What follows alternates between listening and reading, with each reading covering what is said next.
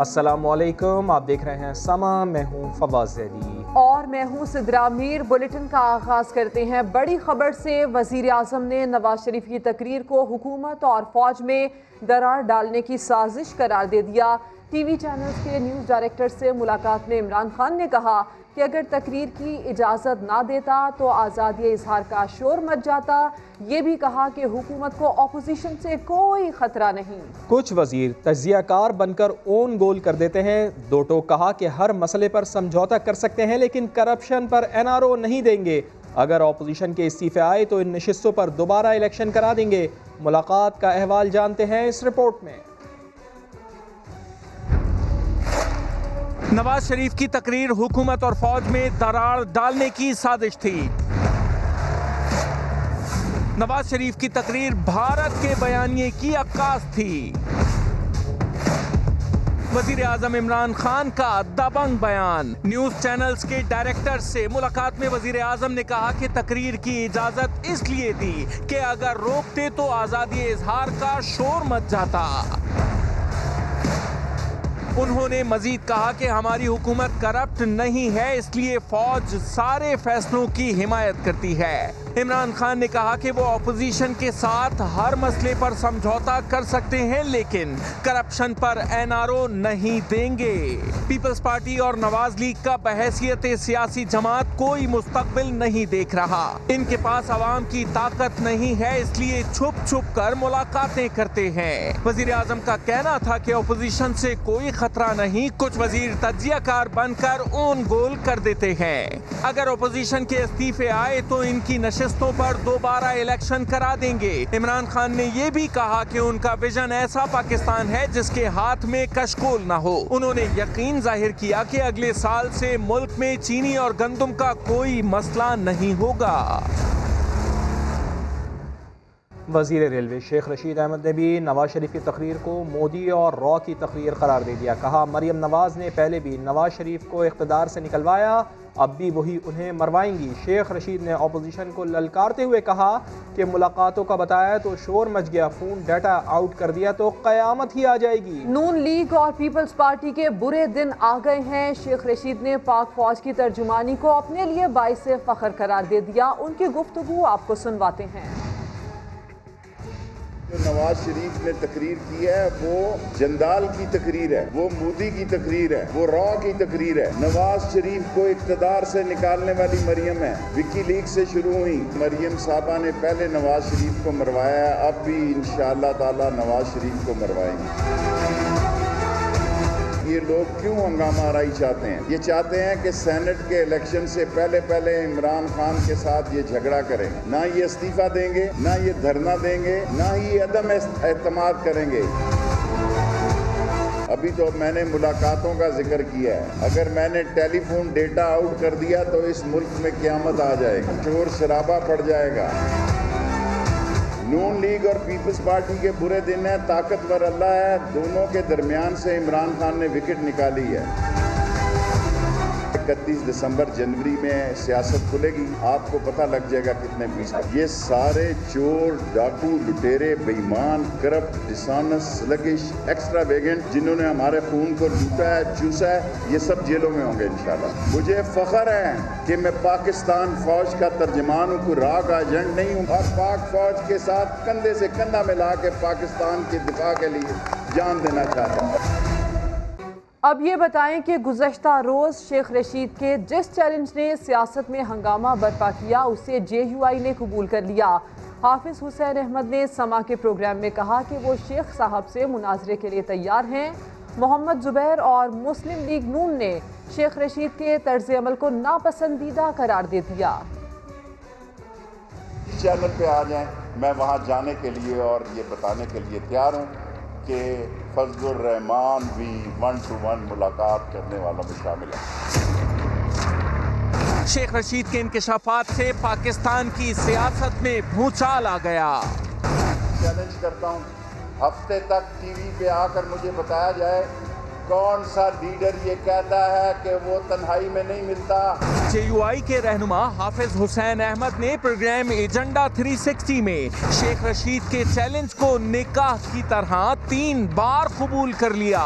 मैं उस चैलेंज को कबूल करता हूँ।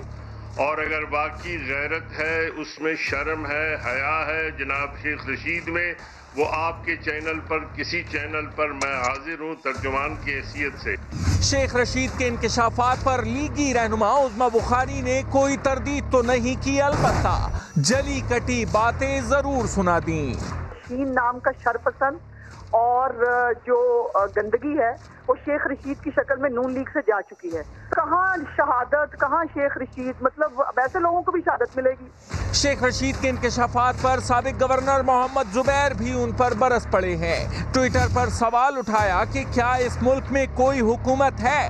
एक वफाकी वजीर अपोजिशन को फोन कॉल रिकॉर्डिंग लीक करने की धमकियां दे रहा है। जौहर पुलिस मुकाबले के दौरान शहीद होने वाले सब इंस्पेक्टर ने 20 दिन पहले ही बहादुरी पर इनाम हासिल किया था। लवाहिकीन को रहीम खान की शहादत पर फख्र है। मुदस्सिर नज़ीर की रिपोर्ट। शहादत थी आरज़ू जो पूरी हो गई। गुलिस्तान जौहर में पुलिस मुकाबले के दौरान शहीद होने वाले रहीम खान की मैयत घर पहुंची तो कोहराम मच गया।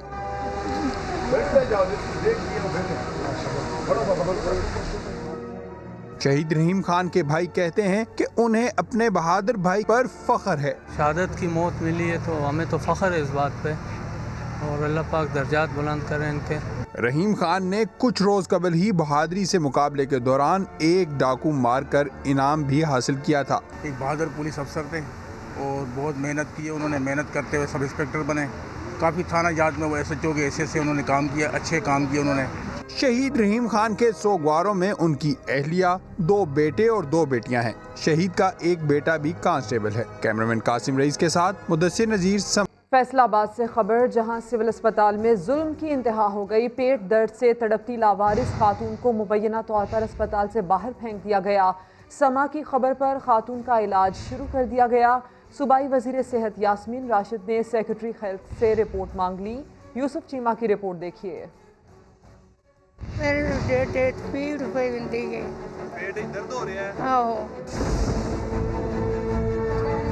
रहम क्यों ना आया, दिल क्यों ना दुखा, हाथ क्यों ना कपकपाए उस वक्त जब इन बुजुर्ग खातून को अस्पताल से बाहर फेंका जा रहा था। कोई नहीं, फिर ऐसे क्यों पे हो?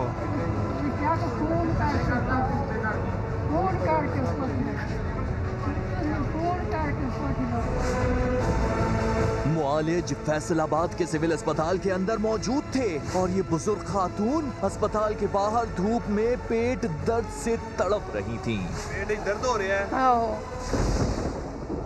खातून ने बताया कि वो 20 दिन से इसी अस्पताल में जेरे इलाज थीं। कितने दिन हो गए ने इत्थे तुहानू अस्पताल आए हैं? 20 दिन हो गए, 20 दिन हो गए ने। हाँ। अल्लाह के नबी ने कहा कि जब माओ की इज्जत ना हो तो फिर कयामत का इंतजार करना। सिविल अस्पताल अगर नाअहल है तो बेशर्म होना क्या जरूरी है? क्या इसको किसी और अदारे के हवाले नहीं किया जा सकता? समा आवाज बना तो खातून को इलाज के लिए दोबारा अस्पताल में जगह मिल गई। मगर वो कौन था जिसको ये लावारिस बुजुर्ग बोझ लगी और इन्हें सड़क पर छोड़ दिया? कोई अनवेल है, कोई फील कर रहा है तो वो हॉस्पिटल गया है। खुशी के लिए तो खाना खाने तो हॉस्पिटल कोई जाता नहीं। इनके खिलाफ सख्त से सख्त कार्रवाई की जाएगी इस तरह की, ताकि दोबारा किसी भी जगह पे ये वाकया दोबारा इस तरह के वाकयात रिपीट ना हो। समा की खबर सूबाई वजीर सेहत डॉक्टर यास्मीन राशिद तक पहुंची तो उन्होंने सेक्रेटरी हेल्थ से रिपोर्ट मांग ली। कहा कि किसी भी सरकारी अस्पताल में मरीज के साथ बदसलूकी या इलाज फराहम ना करना बर्दाश्त नहीं किया जाएगा। इस्लामाबाद से आपको खबर देते हैं कि भारत में 11 पाकिस्तानी हिंदुओं के कत्ल के खिलाफ पाकिस्तान हिंदू काउंसिल का डिप्लोमेटिक एनक्लेव के बाहर धरना जारी है। डॉक्टर रमेश का कहना है कि जासूसी ना करने वालों को कत्ल किया जाता है। वो इस वक्त भारतीय सफारत खाने के बाहर धरना दिए बैठे हैं। मज़ीद जान लेते हैं वहाँ मौजूद समा के नुमाइंदे उमर बिन आसिफ से। उमर, हिंदू बरादरी के धरने के मुताल्लिक अपडेट कीजिए। जी बिल्कुल, देखें डॉक्टर रमेश कुमार है जो पाकिस्तान हिंदू काउंसिल के सरबराह भी हैं, वो इस टाइम भारतीय एम्बेसी के बाहर धरना दिए बैठे हैं। उनका कहना है कि भारतीय एम्बेसी के अंदर से लोग निकले, वो सब हमसे बातचीत करें, हमारी जो करारदाद है उसको फिलफौर अपने हुकाम तक पहुंचाएं और जो 11 हिंदुओं का कत्ल, पाकिस्तान में ज़्यादा हिंदुओं का कत्ल हुआ है भारत में, उसकी फिलफौर जो है इन्वेस्टिगेशन की जाए, उसका मुकदमा दर्ज किया जाए। इस टाइम भी रमेश कुमार जो अपने चंद साथियों के साथ भारतीय एम्बेसी के बाहर मौजूद हैं। उनसे जब हमने बात की तो उनका कहना था कि यहाँ पे धरना देना कोई बड़ी बात नहीं है। वो गुज़िश्ता रोज भी जलसे में मौजूद रहे, वो आज भी पूरी रात यहाँ बैठने को तैयार हैं। जब तक कोई भी उनसे भारतीय एम्बेसी के हुक्म में से आके बात नहीं करता और यहाँ से नहीं जाएंगे। रमेश कुमार के साथी जब डिप्लोमेटिक इनक्लेव में दाखिल हो रहे थे तो खतरदार उतारे अबूर करते हुए उन्हें कुछ मुज़ाहमत का सामना करना पड़ा। उसके बाद रमेश कुमार चलते हुए अपने साथियों के हमरा जो है भारतीय एम्बेसी के ठीक है, बहुत शुक्रिया आपका।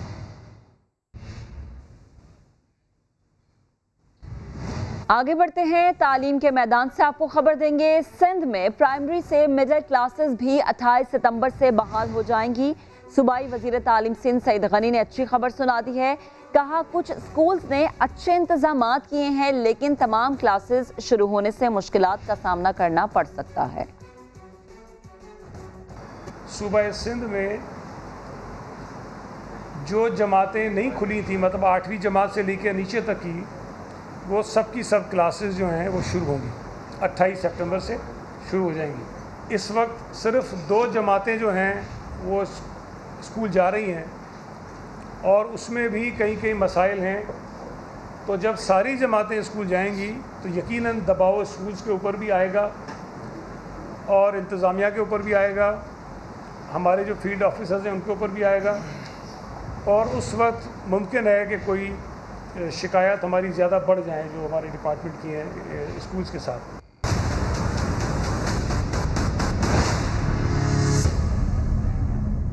The 75th session of the General Assembly.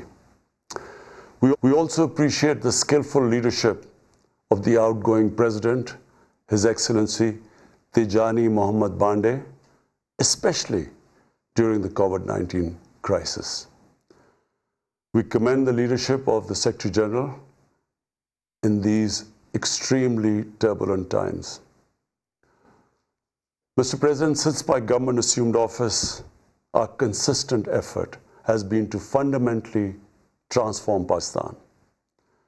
We envisage Naya Pakistan to be modeled on the principles of the state of Medina, established by a holy prophet, Muhammad sallallahu alaihi wasallam. A just and humane society where all government policies are directed at lifting our citizens out of poverty and creating a just and equitable dispensation. To achieve this goal, we need to have peace and stability. Thus, our foreign policy aims to have peace with our neighbors and settle disputes through dialogue. Mr. President, the 75th anniversary of the United Nations is an extremely important milestone, as this is the only body in the world that can help us achieve our goals of peace and stability in our neighborhood. This is also time for us to reflect whether, as the United Nations, we have been able to realize the promise we collectively made to our peoples. Today, the foundations of the world order, non-use of or threat of unilateral force, self-determination of peoples, the sovereign equality and territorial integrity of states, non-interference in their internal affairs, international cooperation, all these ideals are being systematically eroded. International agreements are being flouted and set aside. Renewed great power rivalries are leading to a new arms race. Conflicts are proliferating and intensifying. Military occupation, illegal annexations are suppressing the rights of human beings to self-determination. According to the respected professor Noam Chomsky, mankind is at even a greater risk than it was before the First and Second World Wars in the last century. And this is because of the threat, increased threat of nuclear war, climate change, and sadly the rise of authoritarian regimes. We must come together to prevent such a catastrophe. We believe that the driving force in international relations must be cooperation in accordance with the principles of international law and not confrontation and force. We all must emphatically reaffirm our support for multilateralism. Mr. President, the COVID-19 pandemic has illustrated the oneness of humanity. In our interconnected world, no one is safe unless everyone is safe. Locking down to control the pandemic has triggered the worst recession since the Great Recession in the last century. This has hit the poorest countries the hardest, as well as the poor in all the countries. In Pakistan, we realized very early on that if we imposed a strict lockdown, the type that several affluent countries had imposed, we would have more people dying of hunger than the virus. Therefore, we adopted a policy of smart lockdown. While concentrating on the hotspots, the virus hotspots, we opened up our agriculture sector immediately and then followed it up by the construction sector, which employed most of the people. At the same time, and this is despite financial constraints, my government deployed $8 billion, unprecedented amount for our health services, plus support the poorest and most vulnerable households with direct cash payments through SARS program, and then subsidies to the small businesses. Even though our smart lockdown was heavily criticized in the beginning, but thanks to the Almighty Allah's grace, we have not only managed to control the virus, stabilize our economy, but most importantly, we have been able to protect the poorest segment of the society from the worst fallout of the lockdown. Today, Pakistan's response is cited among the success stories in controlling and responding to the pandemic. However, we are still not out of the woods, like no country is out of the woods today. But Mr. President, it was obvious from the outset that developing countries would need fiscal space to respond to and recover from the COVID crisis. Debt relief is one of the best ways to create that fiscal space for developing countries. Therefore, in early April, I called for a global initiative on debt relief. We appreciate the G20's official debt suspension initiative and the emergency and rapid financing offered by the IMF, World Bank, Asian Development Bank, and UN agencies. This, however, is not going to be enough.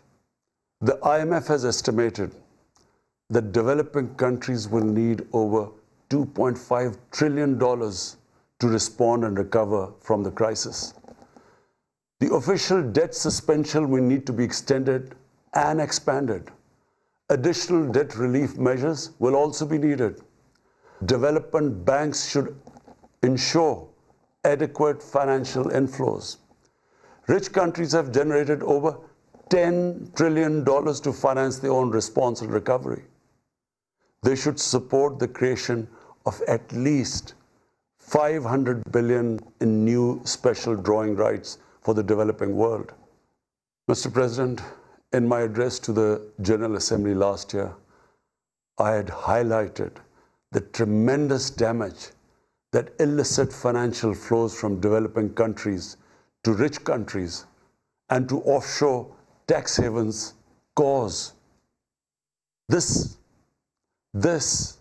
leads to the impoverishment of the developing nations. Money that could be used towards human development is siphoned off by corrupt elites. The loss of foreign exchange causes currency depreciation. That in turn leads to inflation and poverty. The quest for getting back these stolen resources is nearly impossible, given the cumbersome procedures.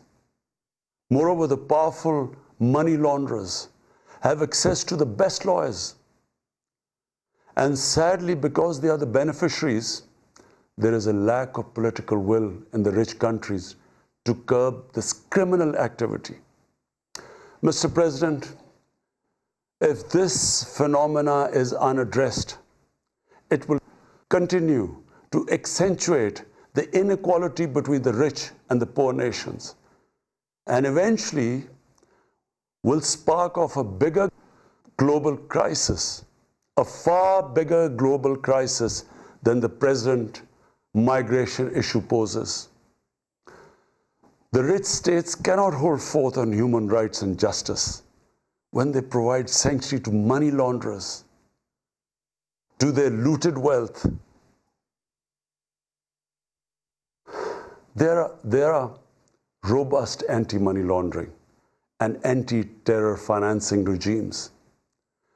I call upon this Assembly to take the lead in efforts to build a global framework to stem the illicit financial flows and ensure speedy repatriation of stolen wealth.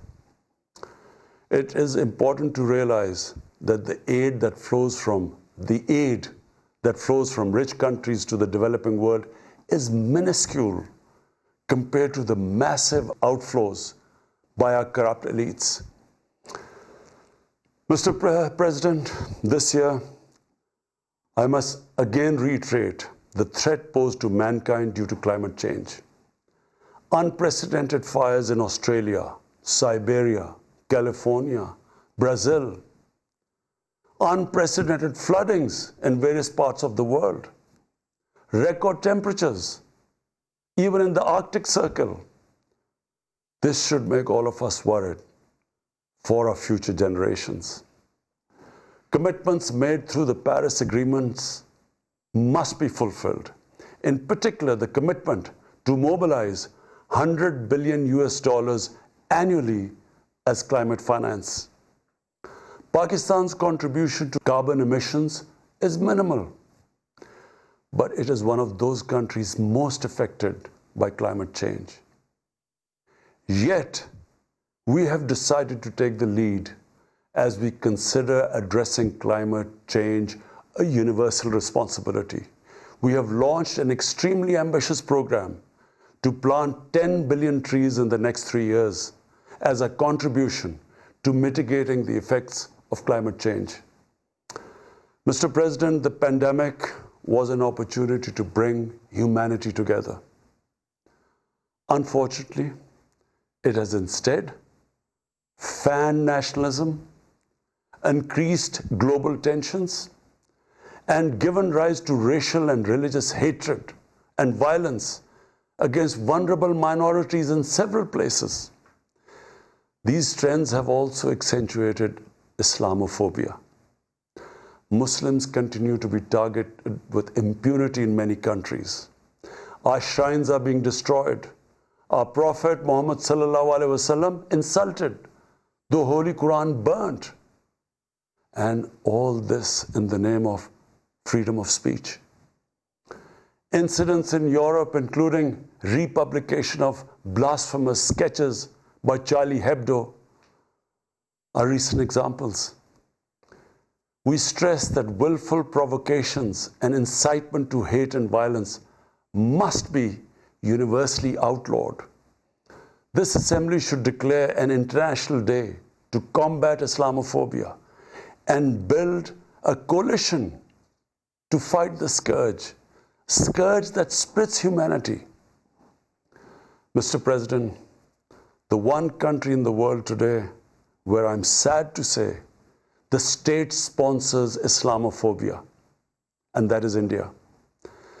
The reason behind this is the RSS ideology that unfortunately rules India today. This extremist ideology was founded in the 1920s. The RSS founding fathers were inspired by the Nazis, and they adopted their concepts of racial purity and supremacy. While the Nazis' hate was directed at the Jews, the RSS directs it towards the Muslims and to a lesser extent, the Christians. They believe that India is exclusively for Hindus and others are not equal citizens. The secularism of Gandhi and Nehru has been replaced by the dream of creating a Hindu Rashtra by subjugating, even cleansing India's 200 million Muslims and other minorities. In 1992, the RS destroyed the Babri Masjid. In 2002, some 2,000 Muslims were slaughtered in Gujarat, and this was under the watch of Chief Minister Modi. In 2007, over 50 Muslims were burnt alive by RSS arsonists aboard the Samjhota Express train. In Assam, around 2 million Muslims face the prospects of being arbitrarily stripped of their nationality through the adoption of discriminatory laws. There are reports of large concentration camps being filled by Muslim Indian citizens. Muslims were falsely blamed, vilified, and victimized for spreading the coronavirus. They were denied medical attention on many occasions. Their businesses were boycotted. Cow vigilantes attack and kill Muslims with impunity. Last February, Muslims faced targeted killings with police complicity in New Delhi. Mass registrations in the past have often been a precursor to genocide. For example, the Nuremberg laws in Germany in 1935, and then in 1982 in Myanmar. The Hindutva ideology is set to marginalize almost 300 million human beings, Muslims, Christians, and Sikhs. This is unprecedented in history, and this does not augur well for the future of India. As we all know that marginalization of human beings leads to their radicalization.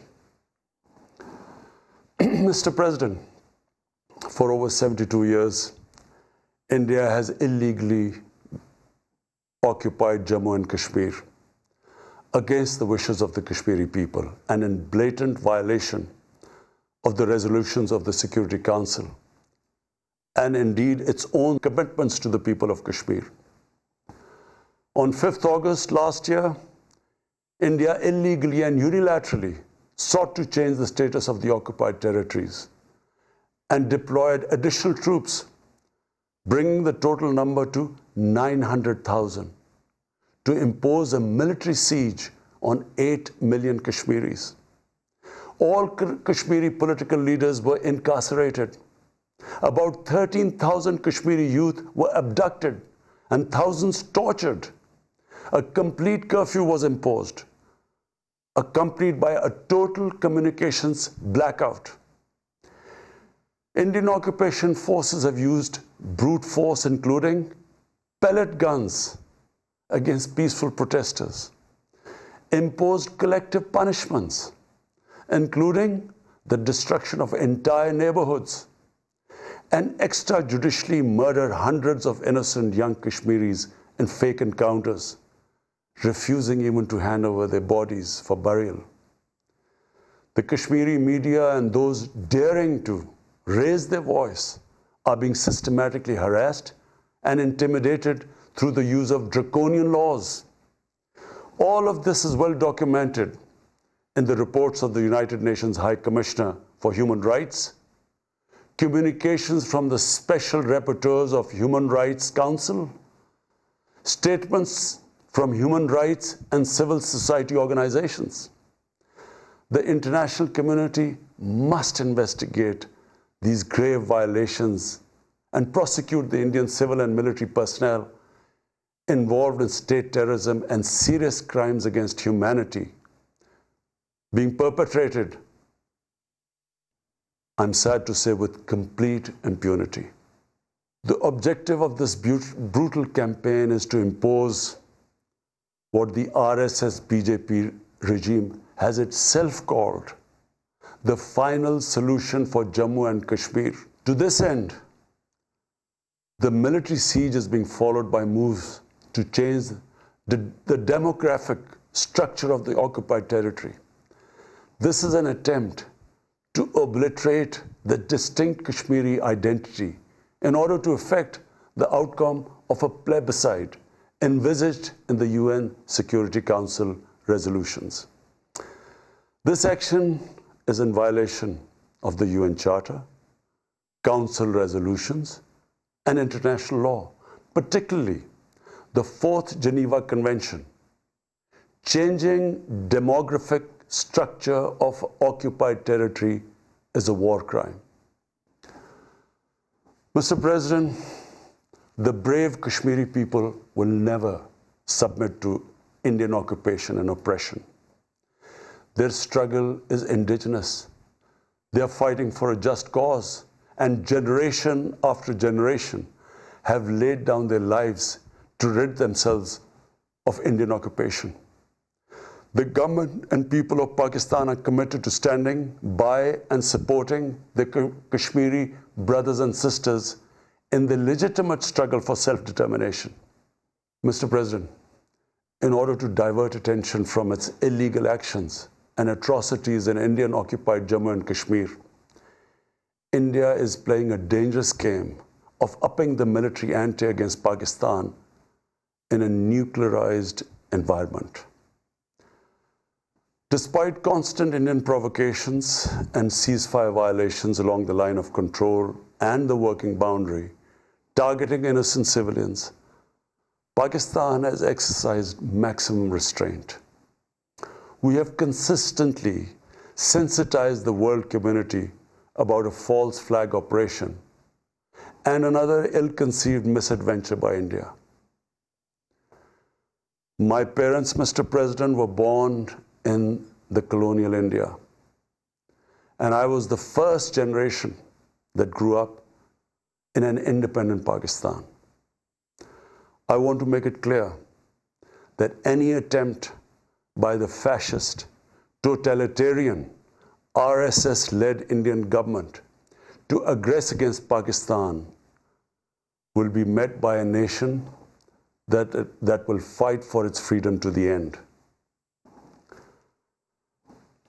Mr. President, there will be no durable peace and stability in South Asia until the Jammu and Kashmir dispute is resolved on the basis of international legitimacy.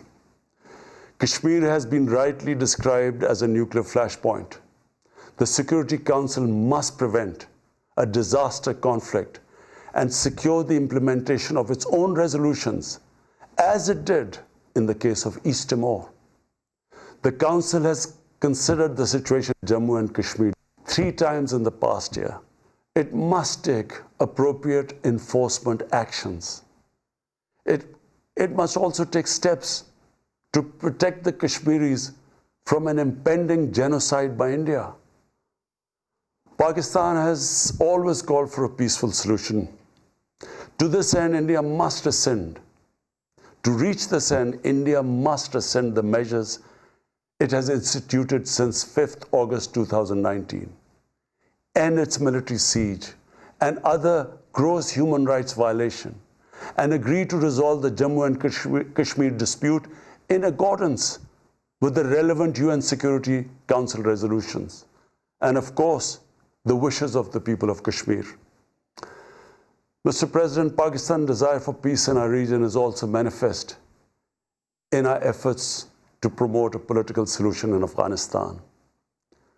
I have consistently maintained over the past 2 decades that there is no military solution to the conflict in Afghanistan.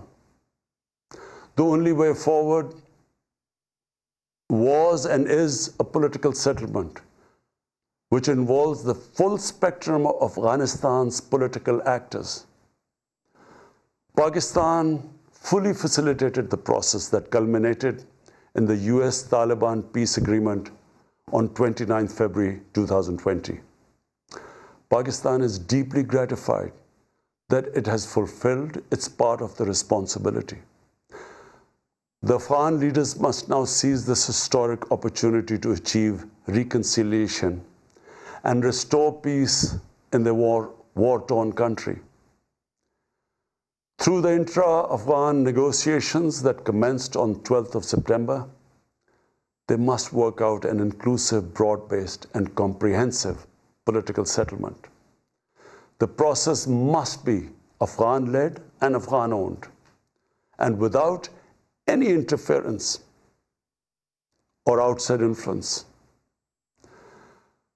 Early return of Afghan refugees must be part of this political solution.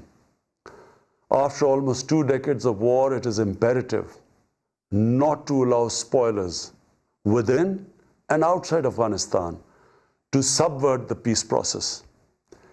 Peace and stability in Afghanistan will open new opportunities for development and regional connectivity. Mr. President, Palestine remains a festering wound. A just and lasting settlement is indispensable for the Middle East and actually the world. Illegal annexations of Palestinian territory, the building of illegal settlements, and the imposition of inhuman living conditions on the Palestinian people, especially in Gaza, cannot bring peace to a troubled region.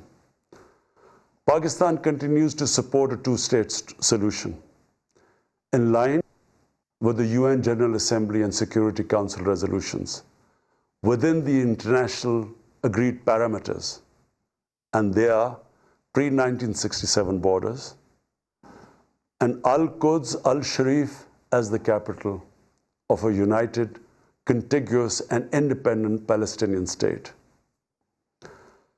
Mr. President, the United Nations remains the best legitimate avenue for collective action in managing international conflicts, fostering peace and security, promoting equitable development and addressing global problems. I urge the Secretary General to take the lead in preventing global conflicts. He should convene summit-level meetings to address regional hotspots and resolve outstanding disputes. The United Nations should be made fully responsive to the challenges of our times. A comprehensive reform of the United Nations, including the Security Council, is essential to promote greater democracy, accountability, transparency, and efficiency.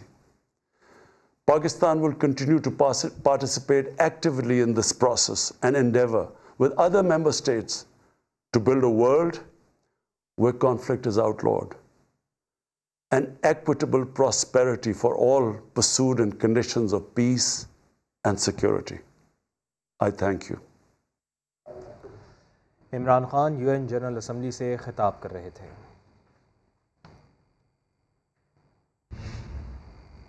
अभी लेंगे एक break, जिसके बाद हाजिर होंगे दोबारा headlines के साथ। आप देखते रहिए।